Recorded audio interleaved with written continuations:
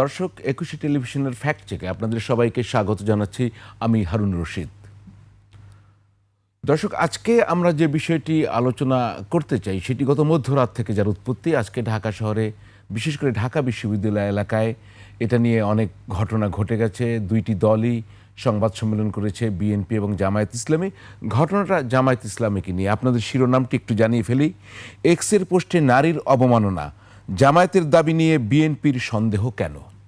একটু খোলাসা করে বলি, তারপরে তার আগে একটু আমাদের গেস্টদের একটু পরিচয় করিয়ে দিই। আমার ডান দিকে রয়েছেন সামান্থা শারমিন, এনসিপির সিনিয়র যুগ্ম আহ্বায়ক। আরও আমাদের সঙ্গে যোগ দেবেন নীলুফার চৌধুরী মনি, সাবেক এমপি এবং বিএনপির স্বনির্ভর বিষয়ক সম্পাদক। আমি একটু বলে রাখি যে জামায়াতের আমির ডাক্তার শফিকুর রহমানের একটি, যে তার এক্স মানে আগে যে টুইটার যেটা ছিল, এক্স হ্যান্ডেলে একটি পোস্ট, যেটা অবশ্য তাদের নজরে এসছে গত রাতে, এবং তারা রাত্রি মামলা করেছেন যেখানে নারীর অবমাননা করা হয়েছে। এবং এটি নিয়ে বিএনপি, বিশেষ করে ছাত্রদল, বিএনপি না ছাত্রদল, তারা কিন্তু ঢাকা বিশ্ববিদ্যালয়ে আজকে মিছিল করেছে, ক্যাম্পাসে ঝাড়ু মিছিল হয়েছে।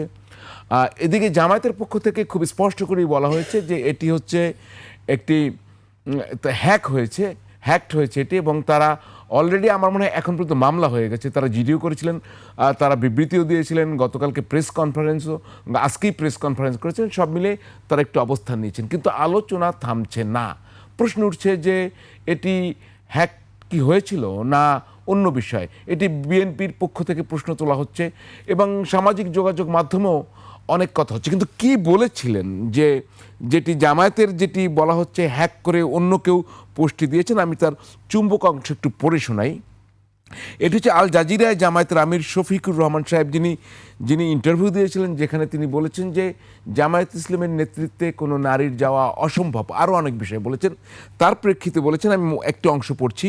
We believe that when women are pushed out of the home in the name of modernity, they are exposed to exploitation, moral decay and insecurity. It's nothing but another form of prostitution. Social media, vulgarity, workplace harassment and commodification of women are not signs of progress. They are symptoms of moral collapse. আমরা এই বিষয়ে কথা বলবো। তার আগে প্রথমে জামায়াতের বক্তব্য, তারপরে আমরা বিএনপির বক্তব্যটা একটু দেখে নেই।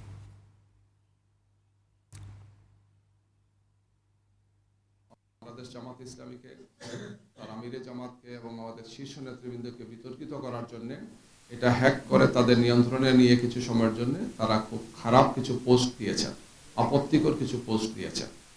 এবং বোঝা যায় যে ঠাকুর গড়ে কে আমি কলা খাই না, এই ধরনের একটা বিষয় আছে। তাৎক্ষণিকভাবে একদল লোক কিছু কর্মসূচিও দিয়েছেন, দেখেছেন আপনারা। আমাদের গভীর আশঙ্কা যে এগুলোর সাথে বিশেষ একটি দল বা তাদের সাইবার টিমের কিছু চক্রান্ত এবং ষড়যন্ত্রকারী ব্যক্তিরা জড়িত আছেন, আমরা সেটা মনে করছি। জি, আমরা বিএনপিটাও দেখিনি। আর শব্দটি একটু বাড়িয়ে দিন, আমাদের গেস্টরা শুনবেন তো। এটা জামাতের আমিরের এই পোস্ট দেওয়া এবং অ্যাকাউন্ট হ্যাক হয়ে যাওয়া যে দাবি করা হয়েছে সঙ্গত কারণে তার প্রেক্ষিতে প্রশ্ন ওঠে যে নারী বিদ্বেষী একটি পোস্টের প্রায় 9 ঘন্টা পর দেশব্যাপী তুমুল সমালোচনার মুখে রাত 1টা থেকে আইডি হ্যাকের দাবি কতটা যুক্তি? জি, দুটোর জিস্ট হলো যে আপনি তো পোস্টটা আমি পড়ে শুনেছি। এখানে জামায়াতের পক্ষ থেকে দাবি করা হয়েছে এটি হ্যাকড হয়েছে, এবং তারা খুব অল্প সময়ের মধ্যে এটি এবার পুনরুদ্ধার করতে পেরেছেন। সেখানে প্রশ্ন তুলেছেন মাহাদি আমিন, ওটা জুবায়ের সাহেব, যিনি জামায়াতের সহকারী সেক্রেটারি জেনারেল, তিনি বলছিলেন। আর তিনি বলছেন, যিনি মাহাদি আমিন, নির্বাচন বিষয়ক যে কমিটি রয়েছে বিএনপির, তিনি তার মুখপাত্র, তিনি বলছিলেন যে এত অল্প সময়ে একটি হ্যাকড আইডি কিভাবে উদ্ধার হয়, নাম্বার 1। সেকেন্ড হচ্ছে, তিনি বলছিলেন যে এত দেরিতে কেন দেখলেন, তাদের তো টিম অনেক সক্রিয়, 7-8 ঘন্টা 9 ঘন্টা পর কেন দেখলেন। জামায়াতের একটি ব্যাখ্যা রয়েছে, তারা যখন দেখেছেন দ্রুত ব্যবস্থা নিয়েছেন। আপনার কাছে প্রথমে যাই, যে এই যে বিষয়টি ঘটলো, এটি আসলে কি শুধুমাত্র দোষারোপের জায়গা থেকে, হ্যাকিংয়ের জায়গা থেকে? যদি হ্যাক করে থাকে কেউ, তো হয়েছে, তো কোনো একটা ঘটনা তো ঘটেছে এখানে। ধন্যবাদ আপনার প্রশ্নের জন্য। আসসালামু আলাইকুম।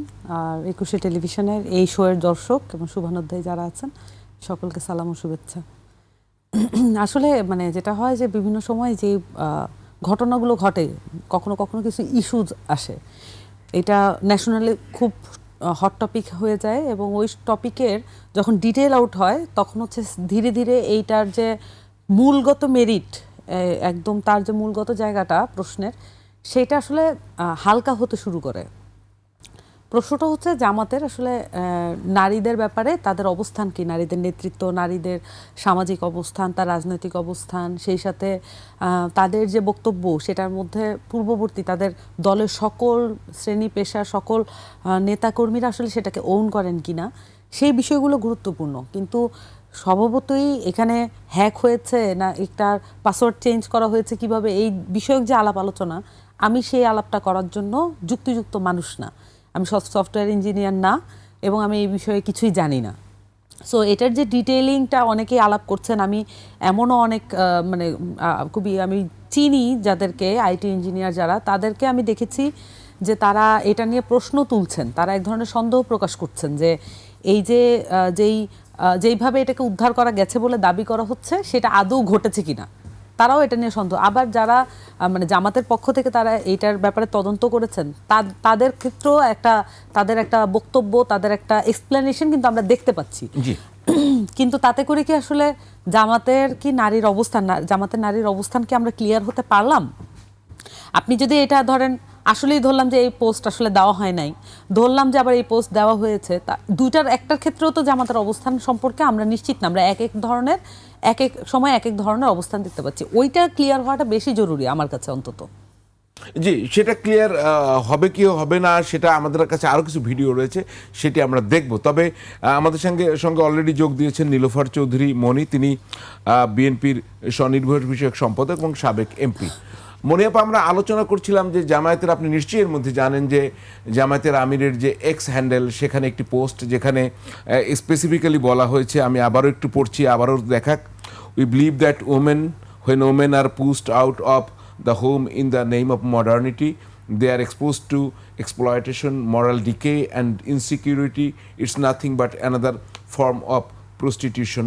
অবশ্য জামায়াত এটি কি বলছে, এটি হ্যাকড হয়েছে, কিন্তু বিএনপির পক্ষ থেকে কিন্তু প্রশ্ন তোলা হয়েছে যে এটি আদৌ হ্যাকড হয়েছে কিনা। যে টাইমে এটি উদ্ধার করা হয়েছে, মাহদি আমিন যিনি কথা বলছিলেন, তিনি সন্দেহ করছেন যে আদৌ এটি আবার এরকম হয়েছে কিনা, মানে এটি আসলে তার কথা যেটা বোঝা যায়, তিনি সন্দেহ প্রকাশ করেন যে এই আইডিটি হ্যাকড হয়নি, হলে এত অল্প সময়ে সেটি উদ্ধার করা যায় না। তিনি আরও প্রশ্ন করেছেন যে এটি এত কম দীর্ঘ সময় কেন তাদের পড়তে চোখে লাগে।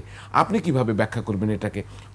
আমরা কন্টেন্টে পরে যাই, আসলে এই অবস্থানগত বিষয়ে আপনার কোনো অবস্থান আছে কিনা বিএনপির?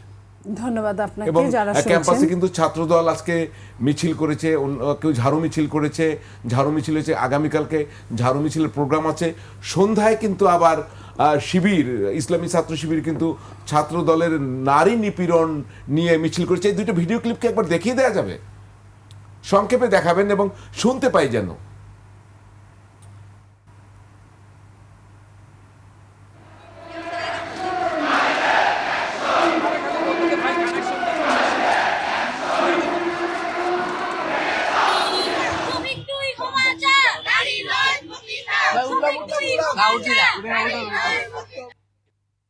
জি, এটা শিবিরের। হ্যাঁ,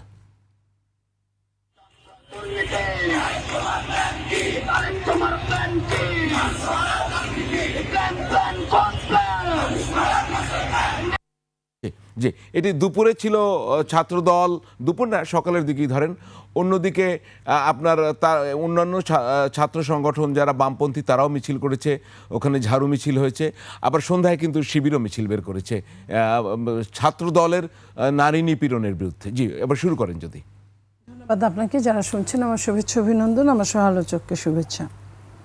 দেখেন, এটা ভীষণ দুঃখজনক। এই দুঃখ প্রকাশ করার মতো ক্ষমতা বা ইচ্ছা বা রুচি কোনোটাই আমার নাই। তারপরেও কথা বলতে হবে, কারণ আমি নারী প্রজন্মের একজন সদস্য। আমি গর্বিত বোধ করি আমি নারী হওয়ার কারণে। যে বা যারা এই কথাগুলো বলেছে আজকেই কিন্তু প্রথম না। হ্যাক হওয়াটা আমি ধরে নিলাম হ্যাক হলো, হ্যাক হওয়াটা যদি ধরে নেই হ্যাক হলো, তাহলে এত তাড়াতাড়ি, আমি যদি মাহাদির মতো বলি যে এত তাড়াতাড়ি এটা উদ্ধার হলো কিভাবে, এটা বুঝাই দিতে হবে।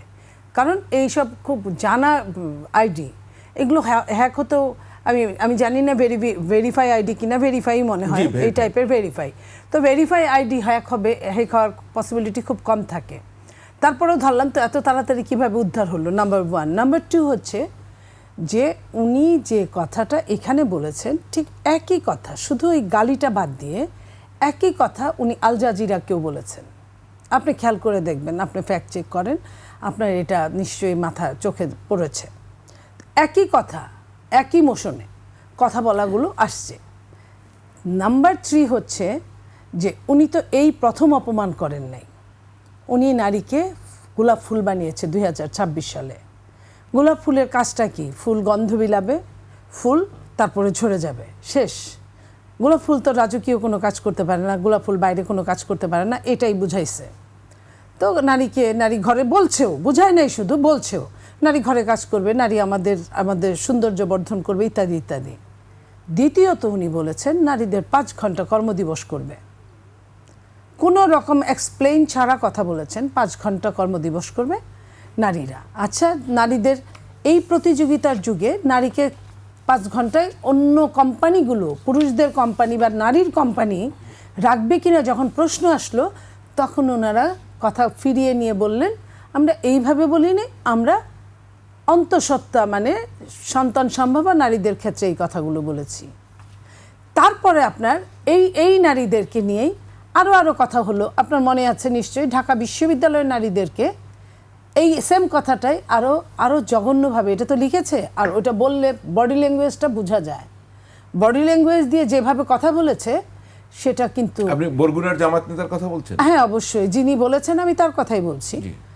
তো এই যে বলা, এবং ওই কথাটাকে কিন্তু নিয়ে বলে নাই যে এটা আমাদের দলগত কোনো কথা না বা কিছু না, এরকম কিছু বলে নাই। বলছে তারপরে যে তার বোধহয় একটা শোকজ করেছে বা এরকম কিছু।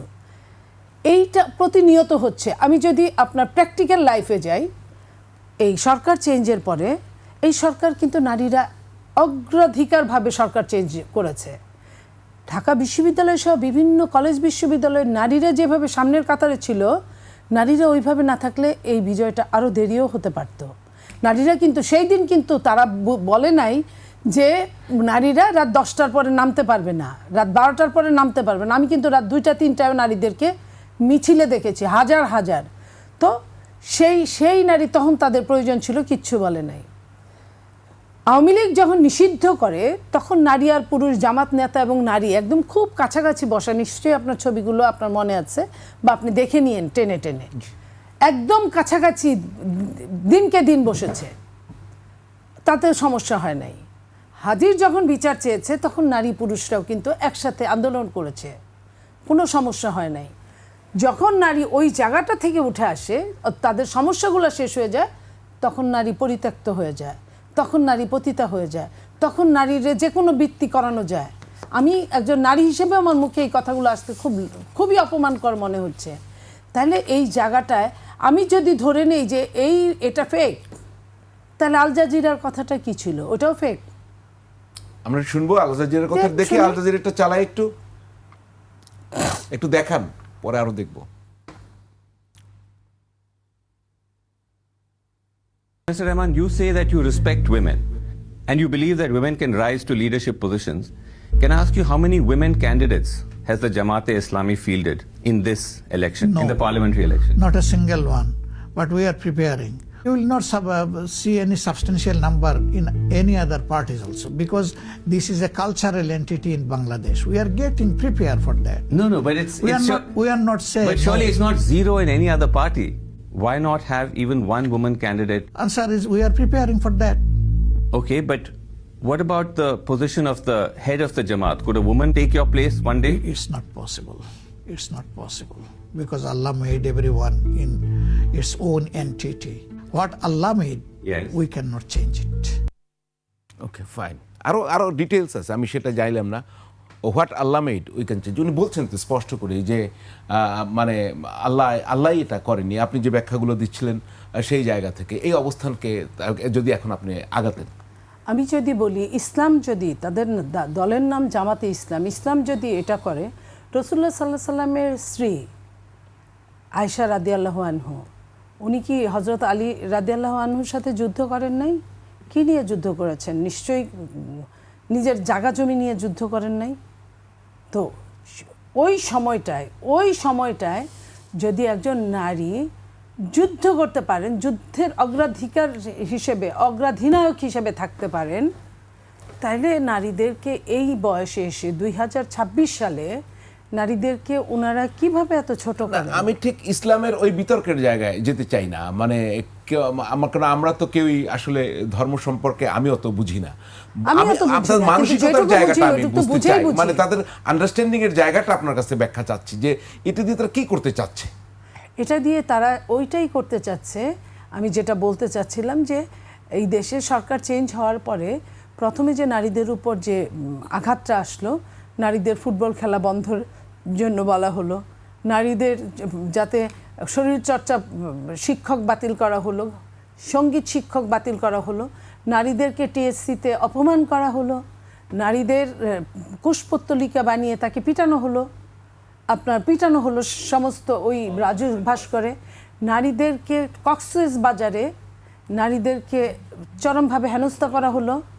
অথচ পৃথিবীর সৃষ্টির পরে কিছু ভালো মানুষ থাকবে, কিছু মন্দ মানুষ থাকবে, সে নারী পুরুষ যেই হোক না কেন, এবং ওই মন্দ দিকগুলো না থাকলে পৃথিবীটাই নষ্ট হয়ে যাবে। সেই জন্যই তাদের কিছু কিছু জায়গায় কিন্তু এই সিস্টেমগুলো কিন্তু সিস্টেমের মধ্যে নিয়ে আসা হয়, এবং সেখানে বলা হয় এটা নিষিদ্ধ পল্লী, এটা আপনার লিগালি একটা জায়গা, এখানে লিগাল কাজ করা হয়, ওখানে ইলিগাল কাজ করা হয়।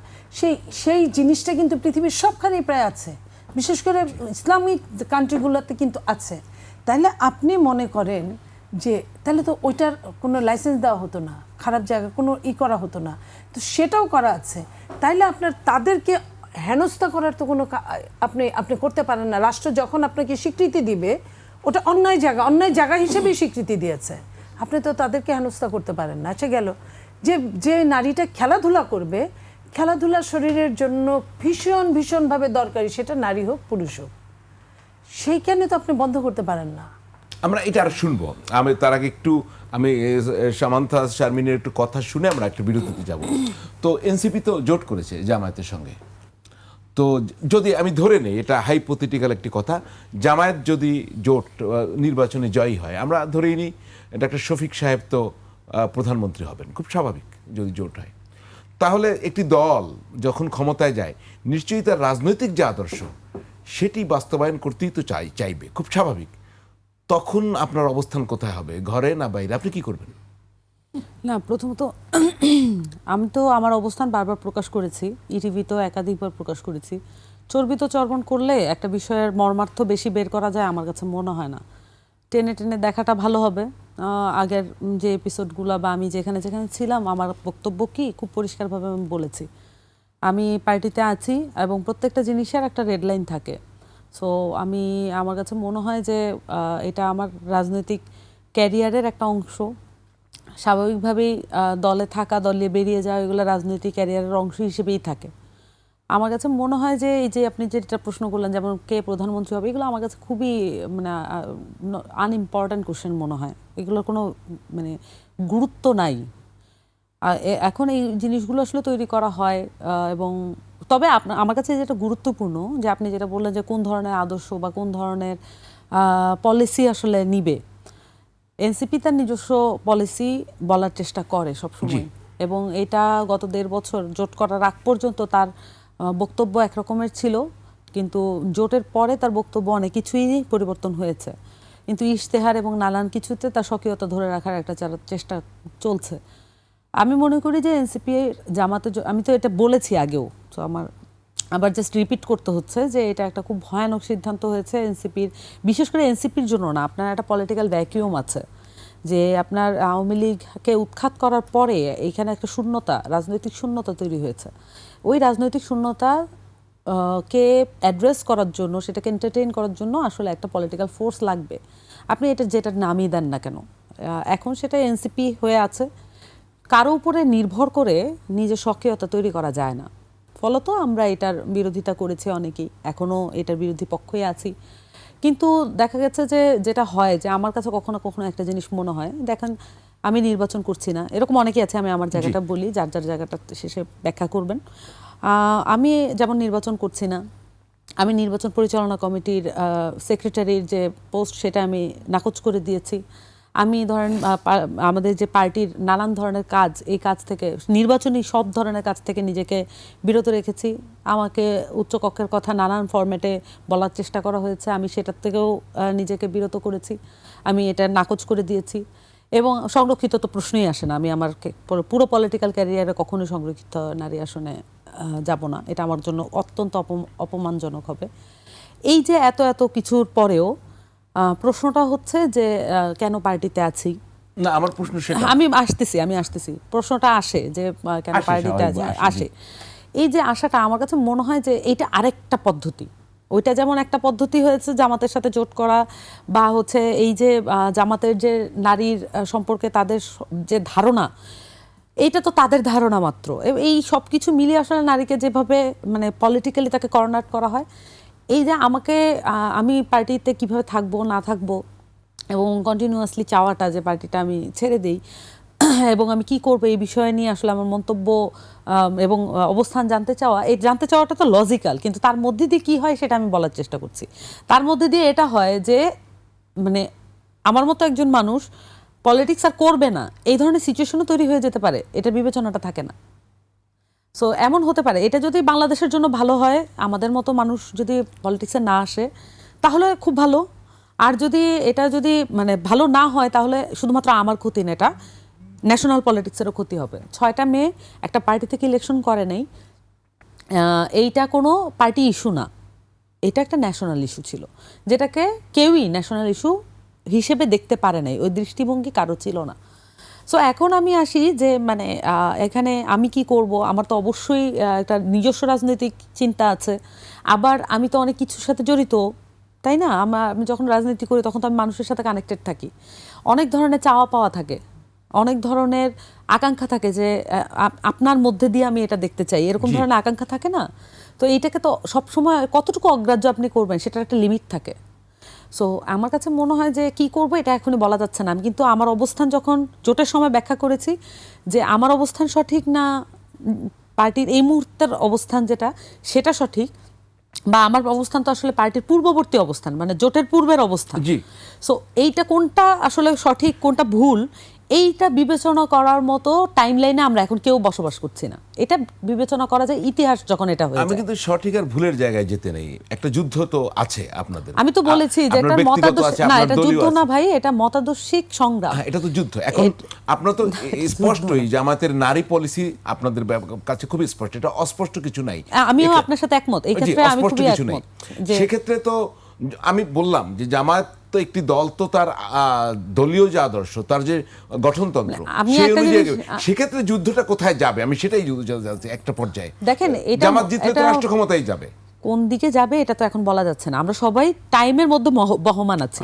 একটা পর্যায়ে গেলে এটা আপনি বিবেচনা করতে পারেন। আরেকটা বিষয় বলি যে জামাতের ব্যাপারে আমরা আলাপ করছি, কিন্তু আমরা একটা জিনিস কি খেয়াল করেছি যে যেই দলটা এতদিন পর্যন্ত বাংলাদেশে বিভিন্ন সময়ে পাওয়ারে ছিল, তাদের দলে নারীদের কি অবস্থা?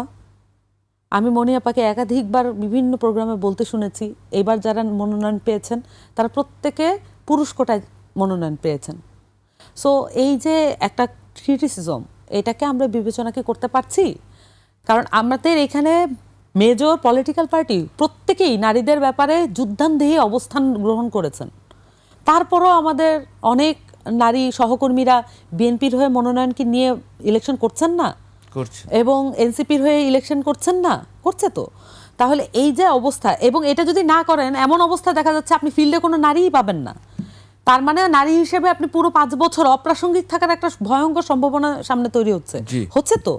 তাহলে এই যে পার্টিগুলো, আমরা তো বিএনপিকেও সমালোচনা করা উচিত। ছাত্রদল যখন মিছিল করে ভালো কথা, গণতান্ত্রিক অধিকার সবারই আছে। তার দলের নারীদের, যে নারী রাজনীতিবিদদের কি পরিস্থিতি হয়েছে সেটা নিয়ে কি ছাত্রদলের কোনো ক্রিটিক আছে? নাই। শিবির যখন এই অবস্থান ব্যক্ত করছে, এইটাকে তো শুধুমাত্র একটা ভোটের মাঠে পলিটিক্যাল রেশারেশি ছাড়া মানে আর কোনো কিছুই এটাকে প্রতীয়মান হচ্ছে না। এটা একটা ন্যাশনাল ইস্যু, এটাকে আপনারা রিডিউস করে ফেলতেছেন একটা পলিটিক্যাল মানে ভোটের ইস্যু হিসেবে, ভোটের মাঠে এই যে মিছিলগুলো হচ্ছে এটা শক্তি প্রদর্শনের মিছিল, এটা এই ইস্যুকে ব্যবহার করে একটা শক্তি প্রদর্শনের মিছিল, নাথিং এলস। ক্লিয়ার। আমরা শুনবো দুজনের কাছ থেকে, যে নীলুফার চৌধুরী মনি এবং সামান্থা শারমিন আলোচনা করছিলেন, সেই জায়গা ধরেই আমরা একটু এগিয়ে যেতে চাই। যে আল জাজিরায় যে জামায়াতের আমির যে সাক্ষাৎকার দিয়েছেন সেখান থেকে আলোচনা চলছিল।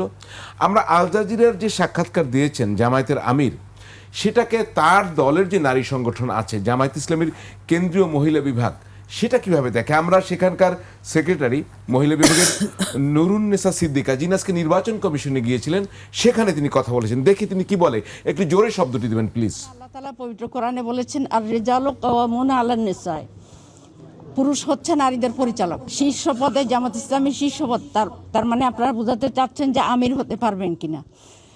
এখানে আপনারা জানেন জামাতে ইসলামী হলো ইসলামী সংগঠন, তাই না? আর ইসলামী সংগঠন ইসলাম মেনে চলবে, এটাই স্বাভাবিক।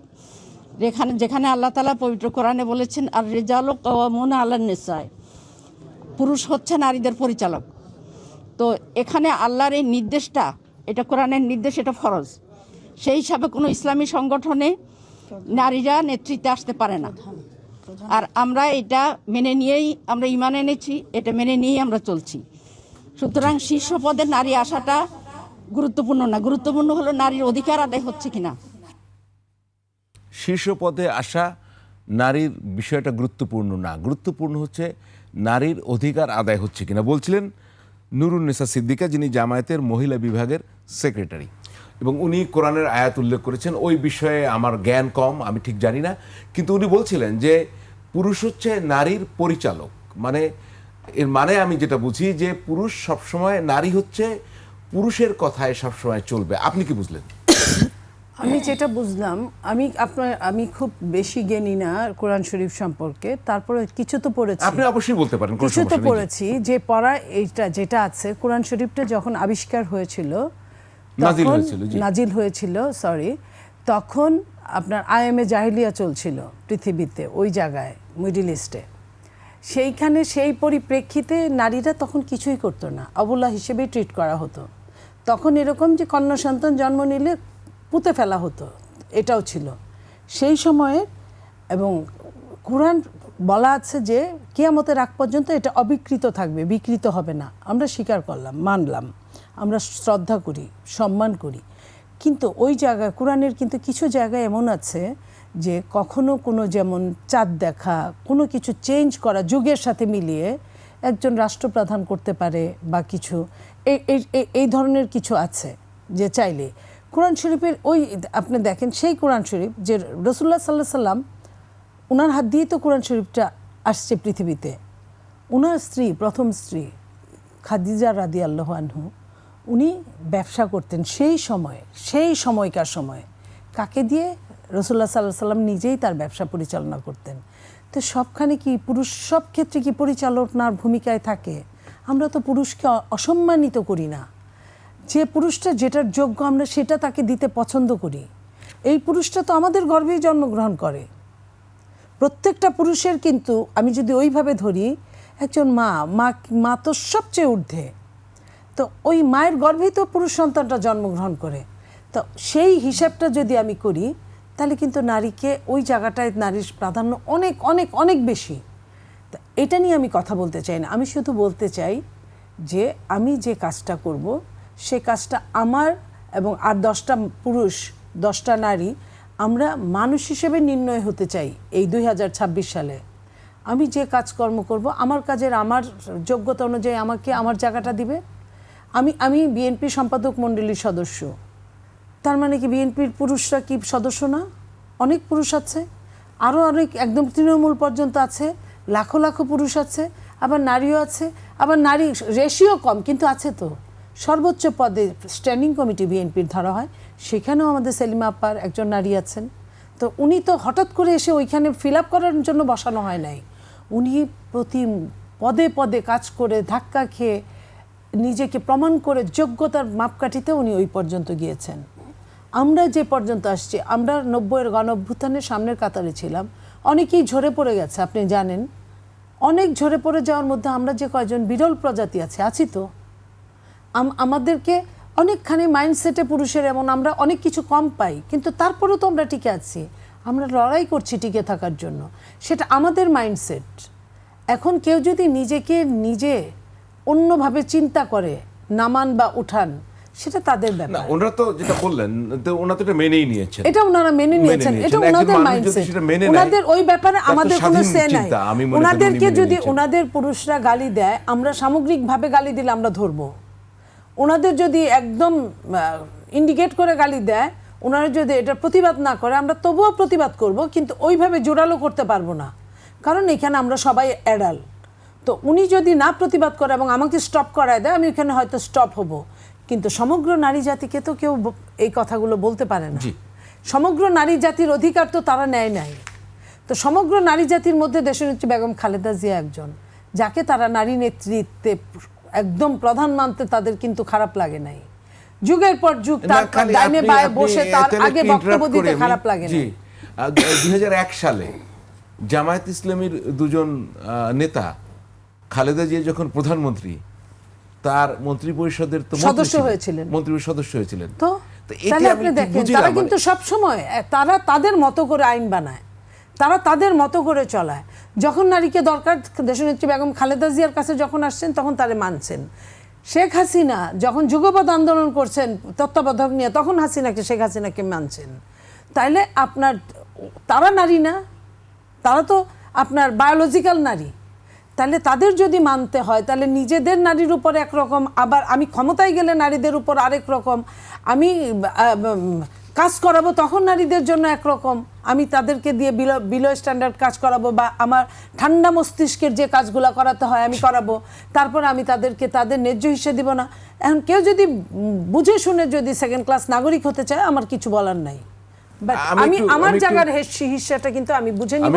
আমি যদি না পাই, আমি প্রতিবাদ করব, আমি আন্দোলন করব। আসতে চাই যে আমি ঠিক মানে বিষয়টা এভাবে বুঝতে চাই আপনার কাছ থেকে, সেটি হচ্ছে যে ওনাদের যে ব্যাখ্যা, সেই ব্যাখ্যায় তো খুব ক্লিয়ার, ওনারা এটা মেনে নিয়েছেন এবং ওনারা উদ্ধৃতও করেছেন সেখানে যে নারীর পরিচালক হচ্ছে পুরুষ এবং এই সংগঠনের শীর্ষ নেতৃত্বে পুরুষ যাবে, নারী যেতে পারবে না। তাহলে ওই বিষয়টাই করি, তাহলে রাষ্ট্রীয় নেতৃত্ব যখন ছিল, তো আপনি এই ব্যাখ্যাটার মধ্যে কোনো পার্থক্য দেখেন কিনা? তখন কিন্তু মতিউর রহমান নিজামী সাহেব এবং আলী হাসান মোহাম্মদ মুজাহিদ সাহেব দুইজনই মন্ত্রী ছিলেন, খালেদা জিয়া ছিলেন প্রধানমন্ত্রী। বিষয়টা কি মেলে কিনা, আপনি কিভাবে দেখেন? আমি সেইটা একটু বুঝতে চাই। ওটা তো রাষ্ট্র ক্ষমতা। ভাই আসলে মনিয়াপার মতো এত সাহস যদি আল্লাহ আমাকে দিত, আমি আলহামদুলিল্লাহ বইলা অনেক খুশি হয়ে যেতাম। মানে আমার এত সাহস নাই যে ইসলাম নিয়ে বা ইসলামের যে মানে কোরআনের আয়াত নিয়ে, ওনারাও যে যত সাহসে কথা বলেন, জামাত ইসলামের নারীরা এত সাহসে কথা বলেন, আমি আসলে এত সাহসে আমার কুলায় না। আমি যতটুকু জানি, মানে কোরআন পড়ার জন্য বা কোরআন বোঝার জন্য অনেকগুলো প্যারাডাইম আছে। আমি যতটুকু জানি এই প্যারাডাইমের কোনো কিছুই কোনো পর্যায়েই আমার পদচারণা নাই। আমি যে এটা নিয়ে কথা বলবো বা এটা নিয়ে একটা পরামর্শ বা একটা ওভারঅল অবজারভেশন দিব, সেইটার অবজারভেশন দেওয়ার জন্য তো ন্যূনতম কোয়ালিটি লাগে বা ন্যূনতম একটা বোঝাপড়া লাগে। সেই বোঝাপড়া আমার আছে, এটা আমি কখনো ফিলই করিনি। বা ওইটার জন্য যে পড়াশোনাটা লাগে, প্রধানত যে ইসলামের সবচেয়ে মূল এসেন্সটা লুকায় আছে তার নলেজ প্যারাডাইমের উপরে। এইটা আমি আমার নিজের কথা বলছি না, এটা আমার যে শিক্ষক ছিল তার কাছ থেকে শিখে আমি এটা বলছি। এটা সিলসিলা মেনটেন করেই বলছি, কারণ সিলসিলা মেনটেন করাটা আপনি জানেন ইসলামের ট্র্যাডিশনে খুবই গুরুত্বপূর্ণ। সো আমি বলতেছি যে ইসলামের সবচেয়ে গুরুত্বপূর্ণ হচ্ছে তার নলেজ প্যারাডাইমকে এবং তার মূল এসেন্সটাকে অক্ষত রাখা। এটা খুবই গুরুত্বপূর্ণ, এটা হেফাজত করতে হয়। সো এই হেফাজত করার কাজটা পলিটিশিয়ানরা করতে পারে কি পারে না, এই জায়গায় আমি একটু আসি। একজন পলিটিশিয়ান তার পলিটিক্যাল পার্টি এবং তার নিজস্ব রাজনীতি এটাকে টিকাতে হলে তার অনেক সময় অনেক সিদ্ধান্ত নিতে হয়, যেটা তার শুধুমাত্র টিকে থাকার উপরেও মানে এটা ডিপেন্ড করে। এটার সাথে সত্য, ন্যায় এবং ইসলামের এসেন্সের সম্পর্ক থাকাটা ম্যান্ডেটরি না। এবং যেভাবে জামাতের পক্ষ থেকে বলা হয়েছে জান্নাত দেওয়া হবে, একাধিক নেতা মাফ চান, উপর লেভেল থেকে মাফ চাওয়া হয়, আবার আরেক নেতা গিয়ে বলেন। এইটা জামাতে ইসলামকে এটা বলা উচিত এবং এটাও আমি কোট করে বলছি, আরেকজন আলেমকে কোট করে বলছি যে জামাতে ইসলামকে এটা বলতে পারতে হবে, তাদেরকে ভোট দেওয়া ইসলামের জন্য এবং কারো জান্নাতে জাহান্নামে যাওয়ার জন্য কোনোভাবেই প্রাসঙ্গিক না। এটা দলগতভাবে তার ঘোষণা দিতে হবে, এটা দেওয়া উচিত তার। যে পরিমাণ ব্লান্ডার হয়েছে তৃণমূলে, বিভিন্ন নেতারা এটা করেছে। এখন আসেন যে মানে অনেকগুলো বিষয়ে চলে আসছে, পলিটিশিয়ানদের আসলে ধর্ম নিয়ে কথা বলা এটা উচিত না আমার মতে। কারণ আমি তা একটা পর্যায়ে গেলে ইসলামের বিপক্ষের কাজ তো এখানে পলিটিশিয়ানরা করে, যে 5 ওয়াক্ত নামাজ পড়ে, তার কপালে দাগ থাকে, কিন্তু সে ইসলামের বিপক্ষে কাজ করছে প্রতিনিয়ত, সে পলিসি লেভেলে করছে। আপনি তাকে হয়তো দুর্নীতি করতে দেখবেন না, আপনি তাকে এমন আউটরেজাস কিছু করতে দেখবেন না, কিন্তু সে পলিসি লেভেলে একটা চুক্তি করছে, যে চুক্তিটার মাধ্যমে এমন একটা দেশ শক্তিশালী হচ্ছে, সেই দেশ শক্তিশালী হয়ে আপনার ম্যান্ডেট নিয়ে, আপনার টাকা নিয়ে, আপনার লেবারদের শ্রম নিয়ে সে অস্ত্র কিনবে, অস্ত্র কিনে মুসলমানদেরই হত্যা করাবে। আপনি আমাকে বুঝান এটা কিভাবে লজিক্যাল হয়? পলিটিশিয়ানরা এই কাজগুলো করে। আপনি আমাকে বলতে পারবেন না যে বিএনপি জামাত গভর্নমেন্ট যখন ক্ষমতায় ছিল তখন কি ইসরায়েলের সাথে তাদের কানেকশন হয় নাই? তখন কি জামাতের নেতারা সেই বিরোধিতা করেছিলেন? এই মুহূর্তে যে এই যে একটা কথা উঠলো যে গাজায় ট্রুপস পাঠানো হবে বাংলাদেশ থেকে, ট্রাম্পের আহ্বানে এইটা কথাটা উঠলো, কোনো ধরনের সাইলেন্ট ট্রিটমেন্ট, পুরো ফেসবুকে সোশ্যাল মিডিয়া এটা নিয়ে কোনো আলাপ নাই। কেন এটা নিয়ে আলাপ হলো না? কারণ পলিটিক্সের এই জায়গায় এখন আমেরিকাকে ঘাটানো যাবে না। সো আমার কাছে মনে হয় যে পলিটিশিয়ানরা যখন ধর্ম নিয়ে কথা বলেন, এবং উনি যে বক্তব্যগুলো দিয়েছেন, আমি আসলে জামাতের নারীদের প্রতি আমি খুবই শ্রদ্ধাশীল, যে কোনো পর্যায়ে যে কোনো পার্টির নারীদের প্রতি আমি খুবই শ্রদ্ধাশীল। আমি এই ফিল্ডে আছি, আমি জানি এখানে নারী হিসেবেও এখানে পলিটিক্স করাটা কতটা দুরূহ। যারা করছেন তাদেরকে স্যালুট দেওয়া ছাড়া আমার অন্য কোনো ভাষা নাই। তারপর উনি যেটা বলেছেন, উনিও তো নেতৃত্ব, উনি ছোট জায়গার নেতৃত্ব হতে পারেন, উনি নেতৃত্ব। যদি এটা মানে ইসলামে যদি নারী নেতৃত্ব হারামই থাকে, তাহলে তো ওনার পোস্টটাও আসলে প্রশ্নবিদ্ধ হয়ে যায় না? আমি ওনাদেরকে আসলে খুবই সম্মান করি, আমি আপাদেরকেও খুবই সম্মান করি, কিন্তু এখানে আমরা যে আলাপটা করছি এটা একটা সারফেস লেভেলের আলাপ। এই টকশোতে 10-5 মিনিটে আপনার সাথে আমার ওই আলাপে, এই ডিপ ডিসকাশনে যাওয়া সম্ভব না। এবং আমি ওই ব্যক্তিটাও নই যে সব কিছু সম্পর্কে একদম সুনির্দিষ্ট জবাব দিয়েই আপনাকে আমার সন্তুষ্ট করতে হবে, দেশের মানুষকে সন্তুষ্ট করতে হবে। সন্তুষ্টি সবসময় মানে আপনার এটা একটা আরোপিত বিষয়, মানে আপনাকে সন্তুষ্ট করার জন্য কি বলতে হবে এটা আমি জানি, বলবো কিনা এটা আমার চয়েস। সো আমি এই যে ভালো মানুষই কিন্তু প্রেডিক্ট করা যায় ভাই। আমি এটা বলে আমি শেষ করে দিই যে আপনি এই সমাজে কোন কোন কথাগুলো বললে এটার একটা লিস্ট আছে। আপনি পলিটিশিয়ান হইলে আপনি কোন 10টা কথা বললে মানুষের কাছে পপুলারিটি পাবেন, আপনি যদি আলেম হন কোন 10টা কথা ওয়াজে বললে আপনি পপুলারিটি পাবেন, এটার একটা লিস্ট আছে। আমি যদি ওই লিস্ট ধরে কথা বলতে থাকি আই উইল বি পপুলার, কিন্তু পপুলারিটির সাথে সত্যের কোনো সম্পর্ক নাই, এটা আমাদেরকে বুঝতে হবে। সো আমাদেরকে অবশ্যই ইসলামের নলেজ ট্র্যাডিশনকে করাপ্ট করে, মানে পলিটিক্স দিয়ে করাপ্ট করা, এটা আমি কোনোভাবেই মনে করি না। ধন্যবাদ। এখন প্রশ্ন হচ্ছে, জামায়াত ইসলামীর আমিরের যে এই মানে যেটা এক্স হ্যান্ডেলের যে পোস্টটা, এটি হ্যাক করে এই পোস্টটা দেওয়া হয়েছে, যা বলেই দিচ্ছি। তাহলে প্রশ্ন, হ্যাক কে করলো, মানে কারা করলো? জামায়াতের আমির কিন্তু ইঙ্গিত দিয়েছেন, আমরা খুব সংক্ষেপে সেটা দেখতে চাই। টুইটার, যেটাকে এখন এক্স বলা হয়, এই অ্যাকাউন্ট হ্যাক করে এখন থেকে ধরেন 15 ঘন্টা আগে অত্যন্ত বাজে কুরুচিপূর্ণ মাদেরকে নিয়ে একটা বক্তব্য দিয়ে দিছে, আমারটা হ্যাক করে। একটা দল দেখলাম যে হই হই হই হই করে মিছিল শুরু করে দিচ্ছে। এই কাজ কে করেছে? ঠাকুর করে কে রে? আমি বলা খাই। নীলোফার চৌধুরী মনি, এটা কিন্তু খুব স্পষ্ট, মিছিল বিএনপি থেকেই বের করা হয়েছে, ছাত্রদল বের করেছে হই হই করে। উনি কিন্তু স্পষ্ট যেটা করেছেন সেটি হচ্ছে তারাই এটি করেছে। এর আগে কিন্তু মানে সহকারী সেক্রেটারি জেনারেল এটাও বলেছেন জামায়াতের, যে যারা এটি চেয়েছে, যারা মিছিল করেছে তারাই এটা করেছে। আপনারা কিভাবে দায় এড়াবেন? দেখেন, বিএনপির একজন লেখক আপনি চিনেন নিশ্চয়ই, একে ওয়াহিদুজ্জামান, উনি লিখেছেন ওই এক্স অ্যাকাউন্টটিতে প্রো এক্স সাবেক টুইট ডেক ব্যবহার করে কয়েকজন অ্যাডমিন যোগ করা ছিল। 3, ওই সকল অ্যাডমিনের মধ্যে থেকে একজন অ্যাডমিন জামাতের আমিরের ওই এক্স অ্যাকাউন্ট থেকে লেখাটি পোস্ট করেছিলেন। 4, প্রো সাবস্ক্রিপশন থাকা এক্স অ্যাকাউন্ট হ্যাক করা অত্যন্ত কঠিন কাজ, আর হ্যাক হয়ে গেলে সেটা উদ্ধার করাও সময় সাপেক্ষ ব্যাপার। 5, জামায়াতে ইসলামীর উচিত ছিল ভুল স্বীকার করে ক্ষমা চাওয়া, সেটা না করে তারা অ্যাকাউন্ট হ্যাকিংয়ের আজগুবি হাস্যকর তথ্য বাজারে নিয়ে এসেছে। এই যে অ্যাকাউন্টটা কতক্ষণ লাগে অ্যাকাউন্ট হ্যাক থেকে তুলতে, অ্যাকাউন্ট হ্যাক হয়েছিল কিনা, আমি কিন্তু আমার দলের একজন নেতার বরাত দিয়ে আমি আপনাকে কথাটা বললাম। এটা বিএনপির এত ক্ষমতা নাই, বিএনপি বট বাহিনী পালে না। যারা আইটি সেক্টরে কারি টাকা ঢালছে,